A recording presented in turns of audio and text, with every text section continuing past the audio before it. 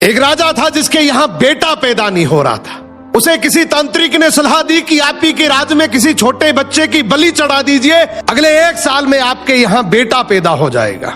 राजा ने ऐसा ही किया। अगले ही दिन ऐलान करवा दिया कि जिस घर से बच्चा दिया जाएगा उस घर को ढेर सारा धन दिया जाएगा।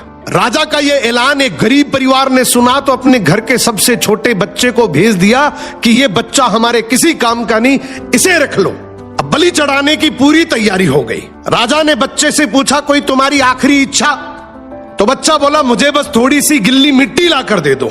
मिट्टी लाई गई तो उस बच्चे ने उस मिट्टी से छोटे छोटे 4 मकान बनाए और उसके बाद एक एक करके 3 मकानों को लात मारकर गिरा दिया, एक को रहने दिया और उसके सामने हाथ जोड़कर दुआ की और राजा को बोला, अब मेरी बलि चढ़ा दो। यह देखकर राजा को बड़ा अजीब लगा। वो डर सा गया कि शायद बच्चे ने कोई तंत्र विद्या की हो।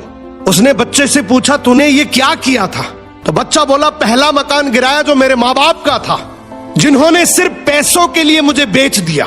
दूसरा मकान रिश्तेदारों का था, उन्होंने भी मेरे माँ बाप को ऐसा करने से रोका नहीं, तो उनका भी मकान गिरा दिया।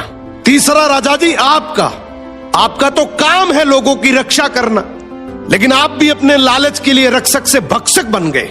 आपने तो अपने लालच के लिए मेरी जिंदगी खत्म करने की सोच ली, तो मैंने आपका भी महल गिरा दिया। और ये चौथा मेरे भगवान का घर है, उसके सामने मैंने हाथ जोड़कर कह दिया कि अब सब तू संभाल लेना। राजा ने बच्चे की बात सुनी तो आंखों में आंसू आ गए और गहराई से सोचा कि किसी हंसती खेलती जिंदगी को खत्म करके मुझे बेटा मिल भी गया तो मेरे किस काम का, क्योंकि मेरे राज में न्याय की भूल हो सकती है लेकिन उस ऊपर वाले की डायरी में गलती की कोई गुंजाइश नहीं है। राजा ने रोते हुए बच्चे को गले लगा लिया और बोला, आज से तू ही मेरा बेटा है। इस कहानी का मतलब है कि दुनिया के सामने झुकने से कुछ नहीं होगा, क्योंकि दुनिया अपने मतलब के लिए कुछ भी कर सकती है। झुकना है तो उस भगवान के सामने, जिसके सामने झुकने से तुम्हारा कोई कुछ नहीं बिगाड़ सकता। समर्पण करना है तो उस परमपिता परमेश्वर को करो।